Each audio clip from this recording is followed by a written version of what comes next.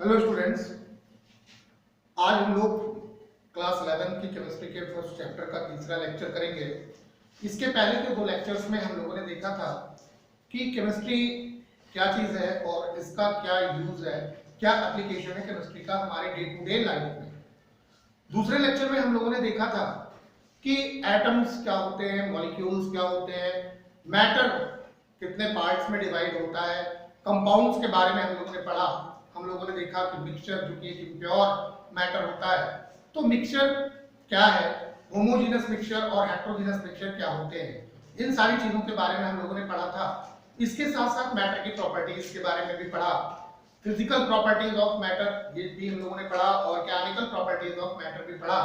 हम लोगों ने ये भी देखा कि मेजरमेंट कैसे करते हैं और मेजरमेंट की कितनी जो है वो यूनिट सिस्टम होती है, जिसमें हम लोगों ने MKS system, CGS system, FPS system और एसआई सिस्टम के बारे में स्टडी किया, उसके बारे में हम लोग जाने। इसके साथ साथ हम लोगों ने देखा कि मॉस कैसे मेजर करते हैं, वॉल्यूम कैसे मेजर करते हैं, टेम्परेचर कैसे मेजर करते हैं, कितने स्केल है टेम्परेचर के मेजरमेंट के, इन सब चीजों के बारे में बात किया था।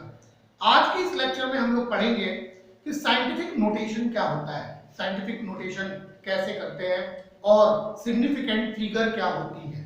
तो सबसे पहली चीज जो हम लोग देखेंगे वो ये कि साइंटिफिक नोटेशन क्या है। साइंटिफिक नोटेशन,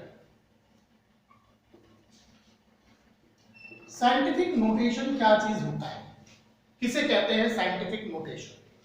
तो सबसे पहली चीज तो हम लोग ये जाने कि केमिस्ट्री में या फिजिक्स में या हम लोग कहें कि साइंस की ये जो दोनों स्ट्रीम्स हैं, फिजिक्स और केमिस्ट्री, इसमें हम लोगों को बहुत छोटी से छोटी मेजरमेंट से लेकर के बहुत बड़ी से बड़ी मेजरमेंट की स्टडी करनी पड़ती है। केमिस्ट्री की बात करें अगर, तो हम लोग एटम्स की बात करते हैं, हम लोग मॉलिक्यूल्स की बात करते हैं, एटम के एटॉमिक मॉसेस या मॉलिक्यूल्स के मॉलिक्यूलर मॉसेस की बात करते हैं। तो ये मॉसेस जो होते हैं बहुत कम, बहुत छोटे होते हैं, बहुत छोटी क्वांटिटीज होती हैं, और इन छोटी से छोटी क्वांटिटीज को लिखने के लिए, इन छोटी से छोटी क्वांटिटीज को लिखने के लिए हम लोग एक प्रॉपर वे का इस्तेमाल करते हैं। ठीक इसी तरह से अगर हम लोग नंबर ऑफ एटम्स की बात करें या नंबर ऑफ मॉलिक्यूल्स की बात करें, तो इनकी संख्या किसी पर्टिकुलर अमाउंट में बहुत अधिक होती है और उसको लिख पाना थोड़ा मुश्किल होता है, कन्वीनियंस नहीं होता है। जैसे अगर हम लोग बात करें कि one drop water contains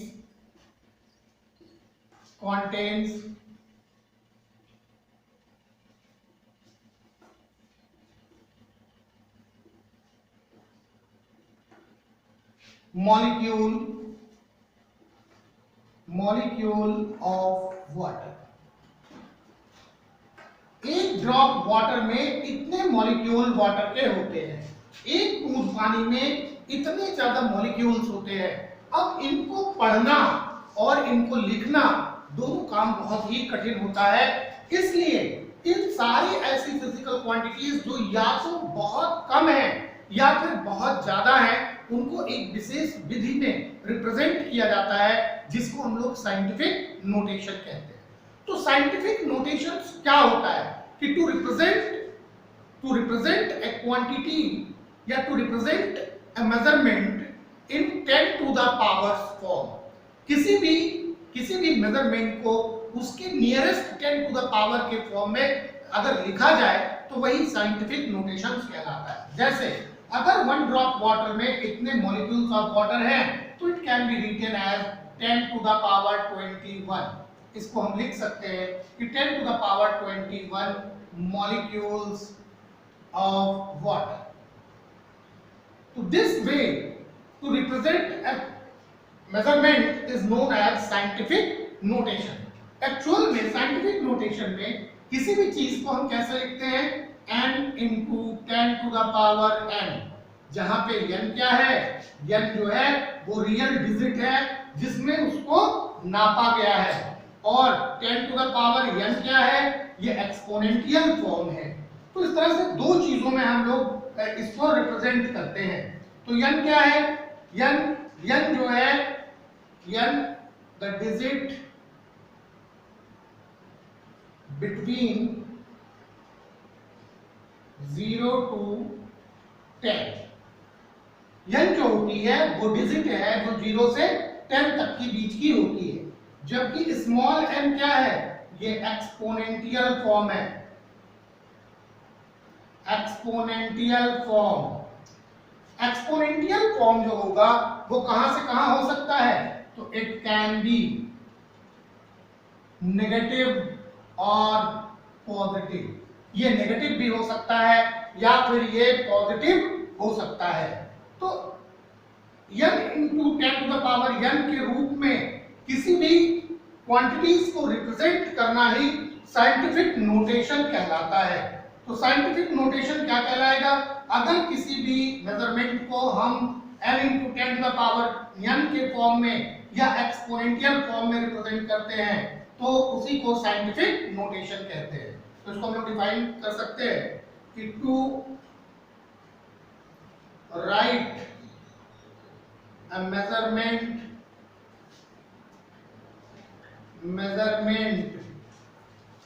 in their nearest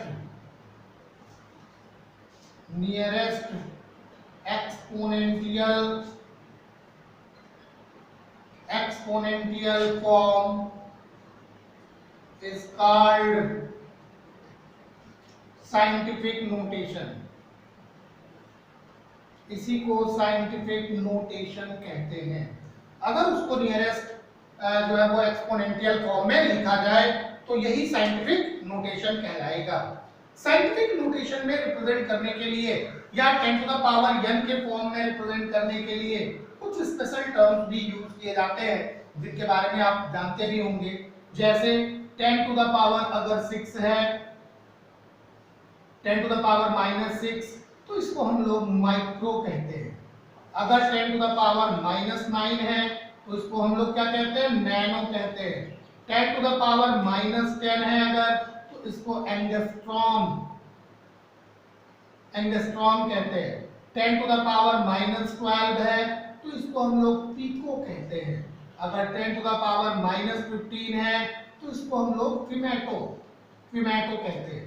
तो इस तरह से जो एक्सपोनेंशियल फॉर्म होता है उसको हम लोग कुछ स्पेशल नामों से भी जानते हैं। एक्सपोनेंशियल फॉर्म में या साइंटिफिक नोटेशन में लिखी गई जो डिजिट होती है इनका हम लोग प्रॉपर वे में मल्टीप्लिकेशन, डिवीजन, एडिशन या सब्ट्रैक्शन भी कर सकते हैं। तो आइए एक दो क्वेश्चंस देखते हैं कि कैसे हम साइंटिफिक नोटेशन जो है वो लिखेंगे, कैसे साइंटिफिक नोटेशन में किसी भी मेजरमेंट को हम लोग चेंज करते हैं। तो सबसे पहले एक क्वेश्चन देखते हैं हम लोग।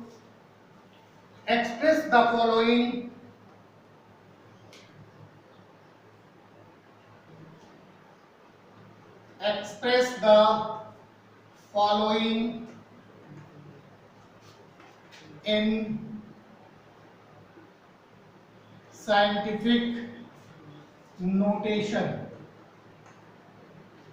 साइंटिफिक नोटेशन में रिप्रेजेंट करना है। सबसे पहला डिजिट है 18600।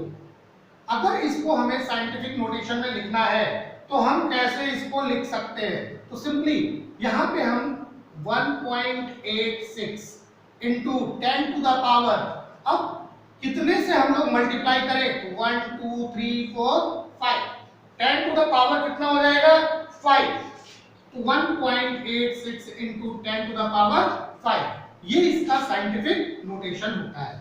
ऐसे ही एक और क्वांटिटी है कि 4007।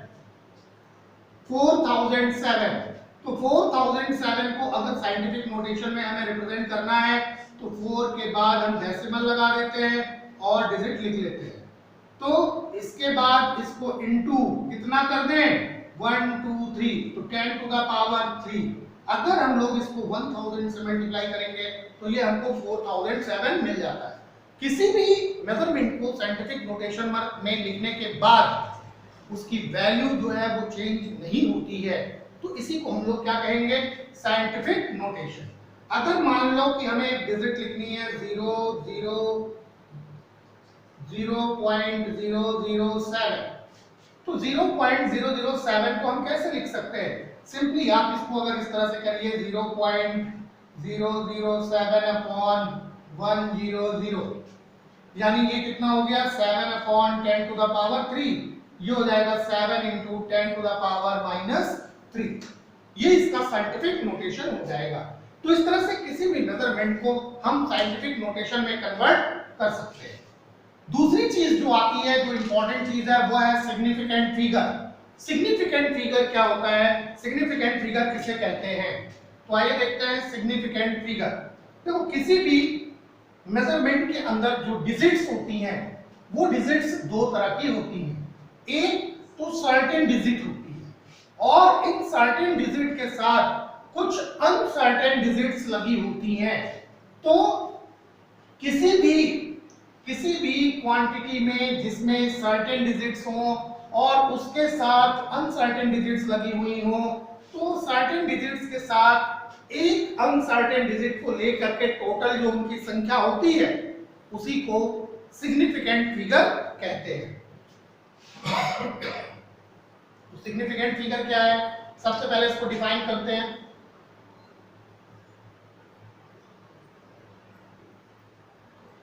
सिग्निफिकेंट फिगर, सिग्निफिकेंट फिगर किसे कहते हैं, क्या चीज होता है significant figure?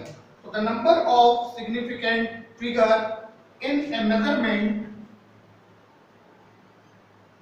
The number of significant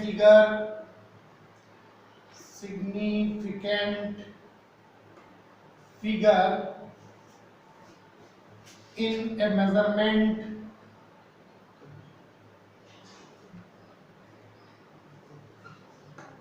number of significant figure in a measurement is the number of figure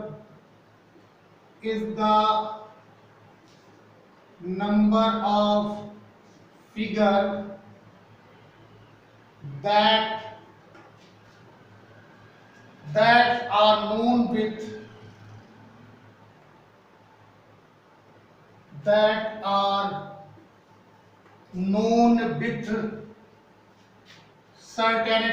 certainty and one that is uncertain, beginning with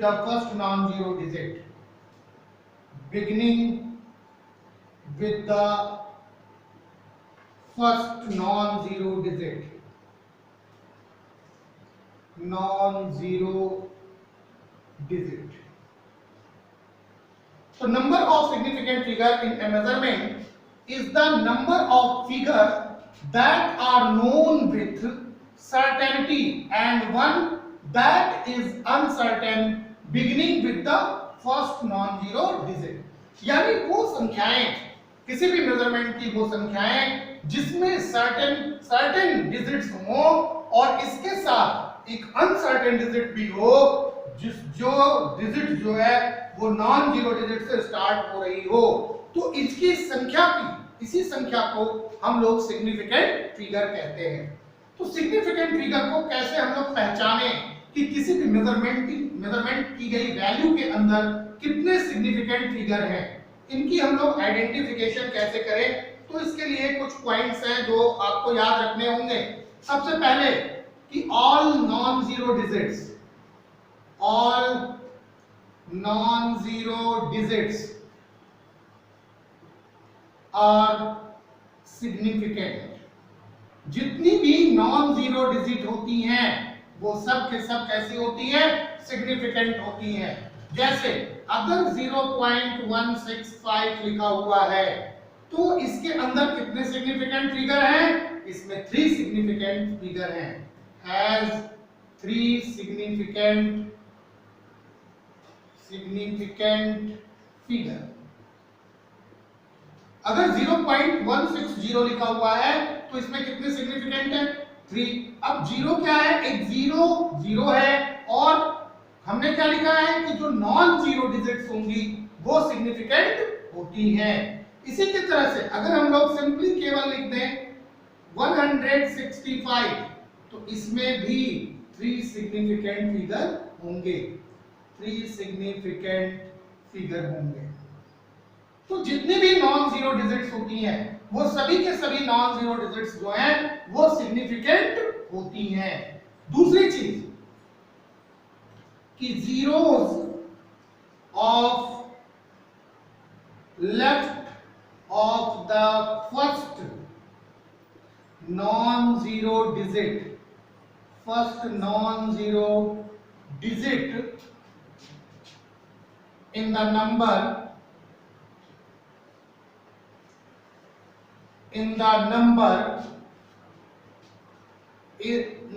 are not significant, are not significant। जो zeros होते हैं left के side में, यानी first non zero digit के left side में जो zero होंगे वो सिग्निफिकेंट नहीं होते हैं।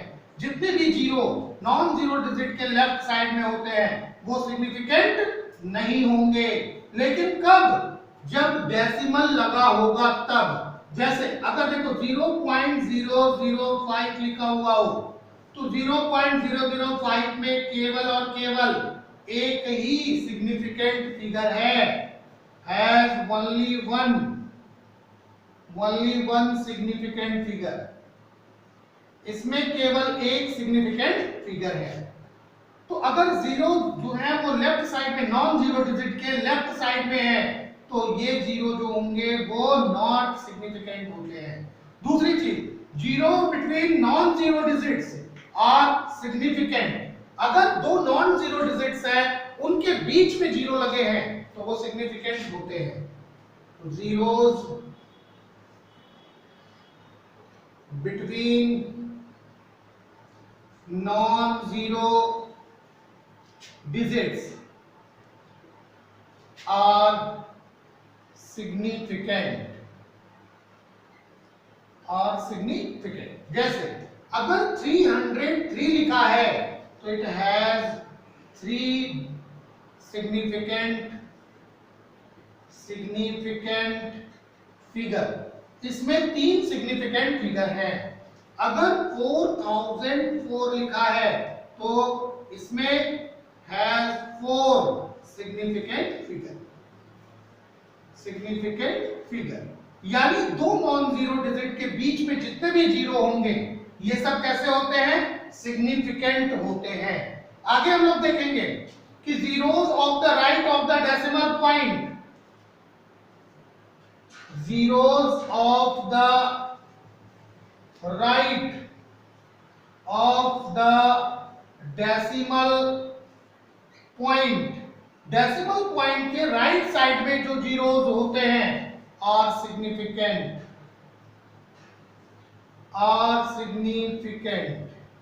Zeros of the right of the decimal point, decimal point के राइट साइड में जो जीरो होंगे ये सब सिग्निफिकेंट होते हैं। जैसे अगर मान लेते हैं कि 5.00 लगा हुआ है तो 5.00 में 3 सिग्निफिकेंट फिगर हैं, 3 सिग्निफिकेंट फिगर होंगे।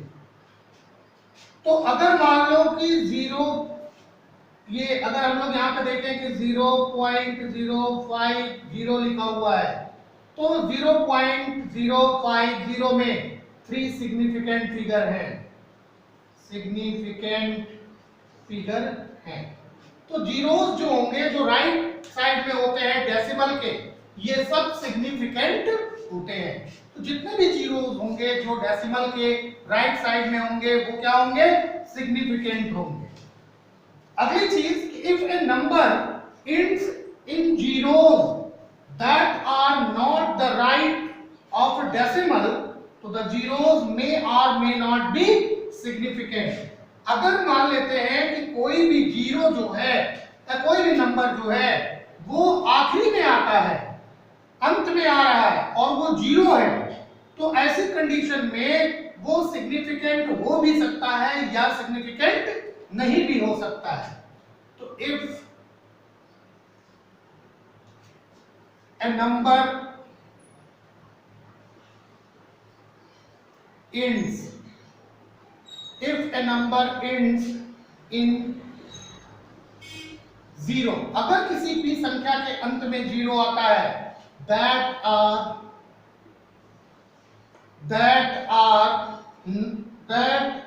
not to the right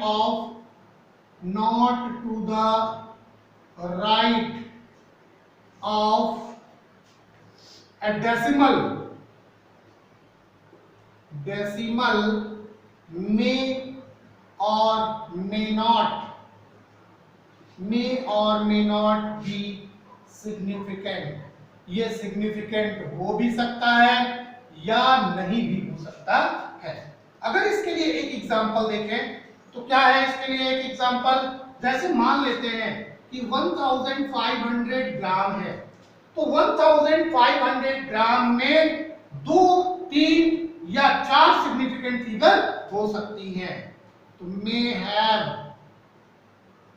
2, 3 और 4 सिग्निफिकेंट फिगर।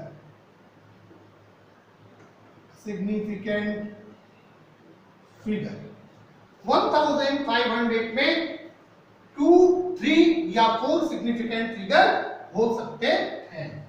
तो जो ऐसी कंडीशन आती है जिसमें एम्बिग्यूटी क्रिएट हो जाता है, एक कंफ्यूजन क्रिएट हो जाता है, तो ऐसे में जो लास्ट पॉइंट होती है उसको हम लोग रिमूव कर देते हैं। कैसे? Bye expressing the number in scientific notation. इस नंबर को साइंटिफिक नोटेशन में एक्सप्रेस करके, तो इस तरह से हम लोग सिग्निफिकेंट फिगर्स को कैलकुलेट कर सकते हैं कि किसी भी दी गई मेजरमेंट में कितने डिजिट ऐसे हैं जो सर्टेन है और कौन से अनसर्टेन है। इन्हीं के साथ हम इसको सिग्निफिकेंट फिगर्स की नंबर बता सकते हैं कि कितने सिग्निफिकेंट फिगर्स होंगे। तो इसके लिए भी हम लोग जो है वो कैलकुलेट कर सकते हैं। जो अभी हमने आपको 4 पॉइंट बताए, 5 पॉइंट बताए, इन पांचों पॉइंट के आधार पे सिग्निफिकेंस नंबर्स की कैलकुलेशन की जा सकती है।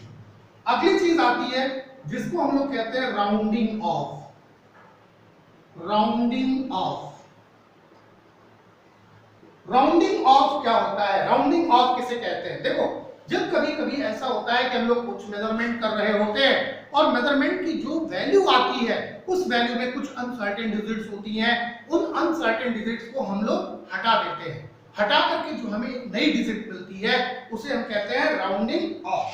तो राउंडिंग ऑफ के लिए कुछ रूल्स होते हैं। तो सबसे पहला रूल क्या होता है कि if the digit following the last digit to be retained is less than 5, तो the last digit is left unchanged. तो सबसे पहला कि राउंडिंग ऑफ करने के लिए अगर लास्ट डिजिट की वैल्यू जो है वो 5 से कम है तो उसको हटा करके उसके पहले की डिजिट में कोई परिवर्तन नहीं करते हैं। If the digit following the last digit to be less than, to be retained less than 5, अगर ये less than 5 है तो the last digit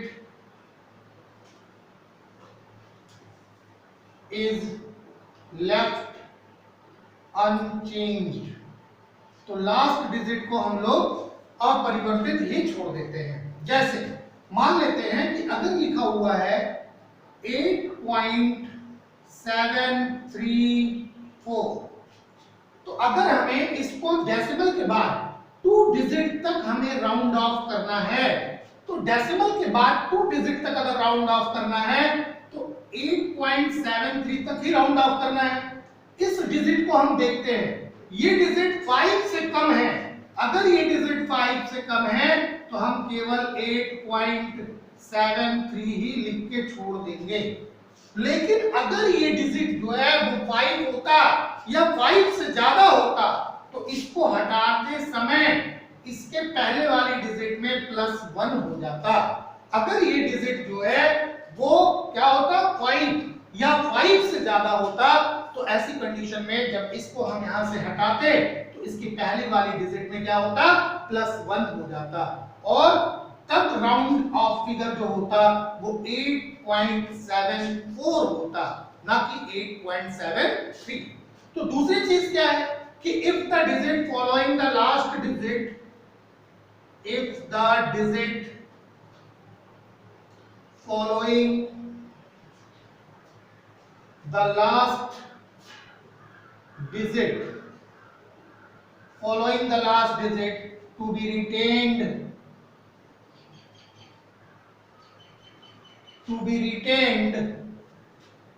is more than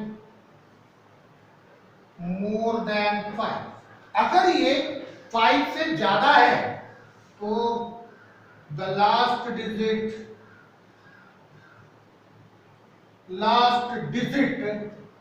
क्या करेंगे, retained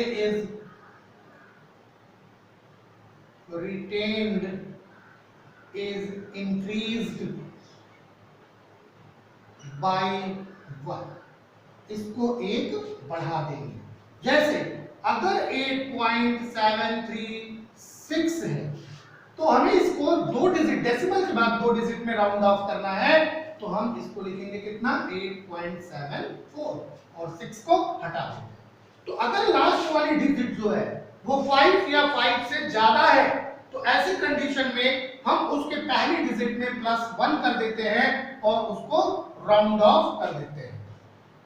अगला पॉइंट क्या होगा कि if the digit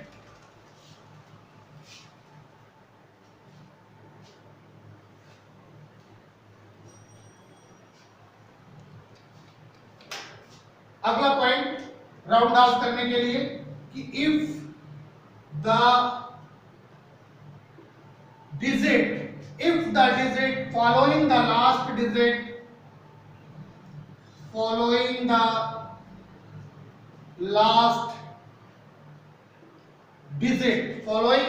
digit to be retained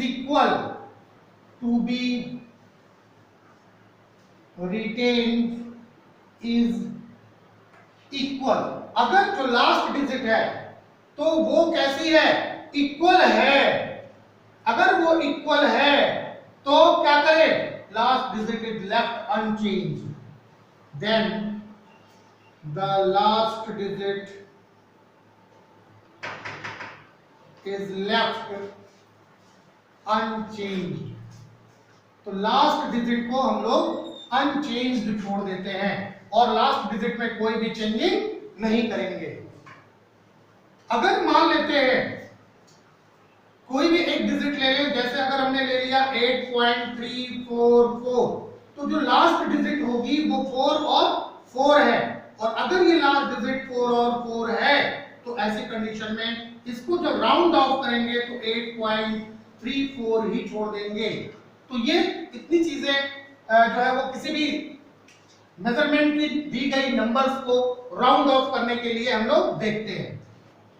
तो इस तरह से किसी भी साइंटिफिक नंबर को हम लोग क्या कर सकते हैं, राउंड ऑफ कर सकते हैं। तो राउंडिंग ऑफ करने के लिए जो फॉर्मूले एप्लीकेबल होते हैं वो तो हमने आपको बता दिया। राउंडिंग ऑफ जो है वो डिफरेंट मैथमेटिकल ऑपरेशंस में भी होते हैं। जैसे अगर मान लो कि हम एडिशन करें, सब्ट्रैक्शन करें, तो एडिशन और सब्ट्रैक्शन में भी राउंड ऑफ होता है। जैसे अगर मान लेते हैं कि 35.82 को हम ऐड करते हैं 10.3 से, अगर इसको हम ऐड करें तो ये 2 8 3 11 516 314 46.12 आता है। अगर इसको राउंड ऑफ करना हो तो कहां तक करें, कितने तक कर सकते हैं, तो जो सबसे छोटी डिजिट होती है, जो सबसे छोटी डिजिट होती है, उस सबसे छोटी डिजिट में डेसिमल के बाद जितना अंक होता है उतने ही अंक तक इसको राउंड ऑफ करते हैं, उतनी ही डिजिट तक राउंड ऑफ करते हैं। तो अगर इसको राउंड ऑफ कर रहे हैं तो सबसे छोटी डिजिट कितनी है, 10.3, यानी डेसिमल के बाद कितना, 1 डिजिट। तो इसको भी राउंड ऑफ जब करेंगे तो डेसिमल के बाद 1 डिजिट तक ही राउंड ऑफ करते हैं, डेसिमल के बाद 1 डिजिट तक राउंड ऑफ करेंगे। तो इतनी चीजें आपको क्लियर हो गई होंगी। इसके बाद अगर हम लोग देखें कि अगर हमें सब्ट्रैक्शन करना है, तो अगर मान लो कि 3.56 में से 0.00 अगर 0.0021 अगर इसको हम लोग सब्ट्रैक्ट करते हैं तो ये हो गया 9, 5 में से 2, 3, यहाँ क्या बचेगा 4.3, 3.439। इसको हम लोग कितने डिजिट तक करेंगे?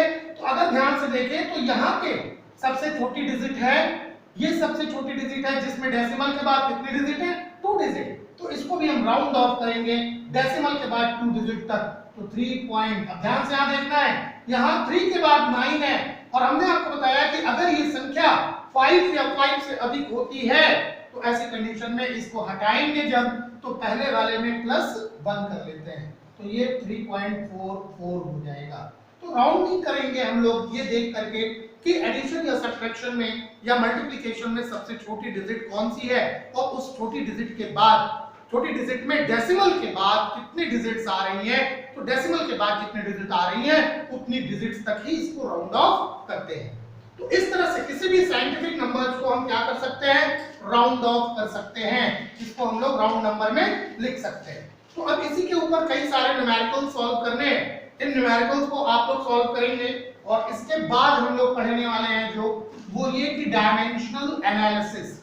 डायमेंशनल एनालिसिस क्या है, डायमेंशनल एनालिसिस किसे कहते हैं और कैसे डायमेंशनल एनालिसिस को हम अप्लाई कर सकते हैं। डायमेंशनल एनालिसिस, देखो डायमेंशनल एनालिसिस का मतलब होता है कि किसी भी डिजिट या किसी भी नंबर्स को जो है वो उसकी यूनिट में ले आना। तो ऐसे में कभी कभी ऐसा होता है कि हमें कुछ प्रॉब्लम्स को सॉल्व करते समय यूनिट कन्वर्ट करना होता है, हमें यूनिट चेंज करना होता है कि यूनिट कैसे चेंज करें। तो डायमेंशनल एनालिसिस से हम लोग वो यूनिट फैक्टर बनाते हैं जिनके द्वारा हम किसी भी यूनिट्स को कन्वर्ट कर सकते हैं। तो इस डायमेंशनल एनालिसिस के बारे में हम लोग नेक्स्ट लेक्चर में पढ़ेंगे। आप लोगों को केवल इतना ही कहना है कि आप लोग जो भी लोग ये वीडियो देख रहे हैं वो ज्यादा से ज्यादा तक शेयर करें, ताकि और भी ऐसे स्टूडेंट्स जो अभी स्कूल खुला ना होने की वजह से नहीं स्कूल जा पा रहे हैं वो इस घर बैठ करके अपनी पढ़ाई को कंटिन्यू कर सके। इसके साथ साथ वीडियो को लाइक करिए और सब्सक्राइब करिए। अगर आपने इस चैनल को सब्सक्राइब नहीं किया है तो सब्सक्राइब करिए ताकि ज्यादा से ज्यादा वीडियो आप तक डायरेक्टली पहुंच सके, और शेयर तो जरूर करिए ताकि वो सभी स्टूडेंट्स जो अभी अनअवेयर हैं, स्कूल नहीं जा पा रहे हैं, अभी एडमिशन नहीं हुआ है, 10th का रिजल्ट भी नहीं आया है, तो घर पे खाली ना रहे, वो अपनी स्टडी को कंटिन्यू कर पाए।